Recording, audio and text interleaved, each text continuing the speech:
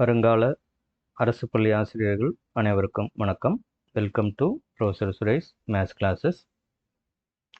இந்த வீடியோவில் last year, அதாவது 2024 லாஸ்ட் டைம் 2024 யூஜிடிஆர்பி அல்லது பிடிஎஸ்10 பிஆர்டி எக்ஸாமில் கேட்ட கொஸ்டின்ஸ் வித் ஷார்ட்கட்டோட பார்க்க போகிறோம். இந்த ஷார்ட்கட் அல்லது ட்ரிக்கு ஏன் தேவை அப்படின்னா, இப்போ நடக்கக்கூடிய காம்படிட்டிவ் எக்ஸாம்ஸில் நமக்கு ஆன்சர் தெரியும் அப்படிங்கிறத விட எவ்வளோ சீக்கிரம் ஆன்சர் கண்டுபிடிக்கிறோம் அப்படிங்கிறது முக்கியம். அதாவது டைமிங் முக்கியம். ஸோ இது ரொம்ப ரொம்ப இம்பார்ட்டன்ட். இது இல்லாமல் நல்ல இன்டெலிஜென்ட் ஸ்டூடெண்ட்ஸ் கூட என்ன ஆயிடுறாங்க அப்படின்னு பார்த்தீங்கன்னா, எல்லா கொஸ்டினும் அட்டன் பண்ண முடியாமல் ஜாப் கிடைக்காம போயிடுறாங்க. அதனால் நீங்கள் எந்த கொஸ்டின் சால்வ் பண்ணாலும் எவ்வளோ சீக்கிரம் சால்வ் பண்ணுறீங்கிற அந்த டைமை நோட் பண்ணி பழகுங்க.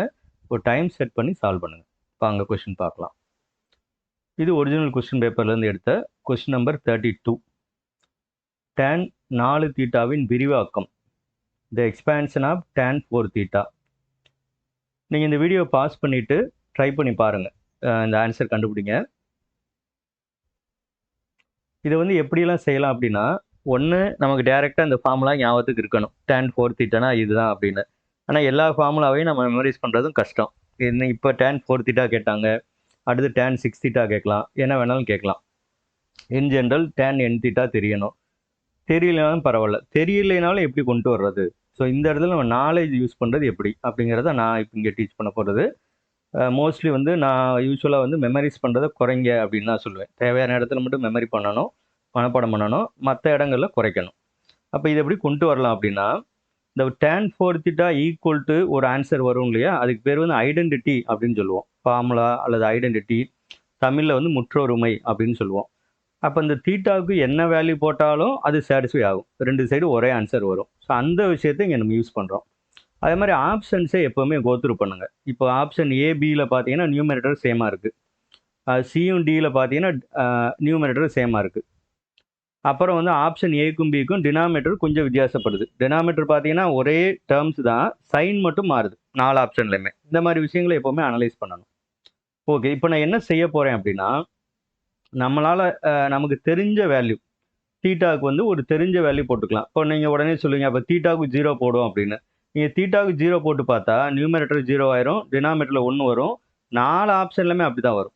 ஏன்னா தீட்டா ஈக்குவல் டு 0ன்னு போட்டால் tan 4 தீட்டாவும் 0, எல்லா ஆப்ஷனுமே ஒரே ஆன்சர் வரும். அப்போ அது யூஸ் இல்லை. அப்போ நான் என்ன செய்கிறேன்னா, கொஞ்சம் வித்தியாசமான ஆன்சர் கிடைக்கணும் இல்லையா, அதனால என்ன பண்ணுறோம் அப்படின்னா, first trick take theta equal to ஒரு 45 டிகிரி, அதாவது π/4, 45 டிகிரி எடுக்கிறோம். இது ரெண்டும் ஒன்று தான். π/4ன்னு எழுதுறது இந்த இடத்துல ஈஸியாக இருக்கும்.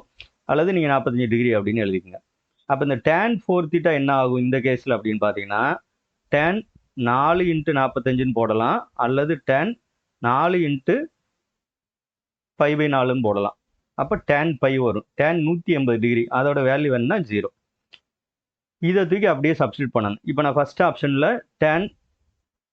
தீட்டா இருக்கிறதுல π/4 போடுறேன். அப்போ tan π/4 என்ன வரும்? tan 45 டிகிரி, அதோட வேல்யூ பார்த்தீங்கன்னா 1. அப்போ நமக்கு ஆன்சர் 0 வராத எடுத்து விடணும். ஏன்னா tan 4 தீட்டாவோட ஆன்சர், ஏன்னா இப்படி தான் நம்ம கேட்குறாங்க, tan 4 தீட்டா ஈக்குவல் டு என்ன அப்படின்னு கேட்குறாங்க. இப்போ நம்ம லெஃப்ட் ஹேண்ட் சைடு வேல்யூ கண்டுபிடிச்சிட்டோம், 0ன்னு இருக்குது. அப்போ ரைட் ஹேண்ட் சைடு 0 வரலைன்னா அதை எடுத்து விட்டுறணும். இப்போ நம்ம சப்ஸ்டியூட் பண்ணி பார்ப்போம். ஆப்ஷன் ஏல போட்டோம் அப்படின்னா 4 × 1 + 4 × 1 அப்படின்னு வரும், அதாவது 8 வரும்.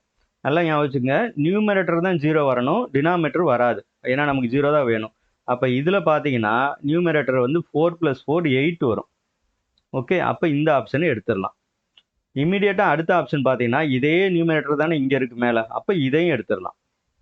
இதில் சப்ஸ்டியூட் பண்ணி பார்த்தா என்ன வரும்னா, tan தீட்டாவும் 1, tan கியூப் தீட்டாவும் 1 தான்.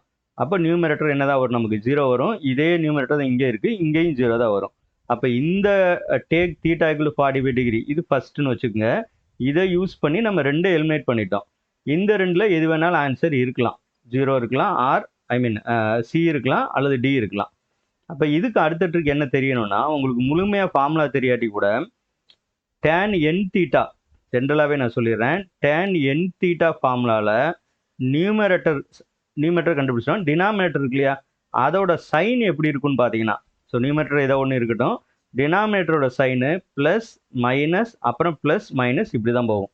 அதாவது அல்டர்னேட்டிவாக இருக்கும். அப்படி பார்த்தீங்கன்னா இந்த ஆப்ஷன் சி பாருங்கள், ப்ளஸ் அடுத்து சைன் மைனஸ் அடுத்து மைனஸ் வருது. அப்போ இது கிடையாது. இதான் ஆன்சர். அவ்வளோதான். ஸோ இப்படி போனோம் அப்படின்னா நம்ம வந்து குயிக்காக வந்து ஆன்சர் கண்டுபிடிக்கலாம்.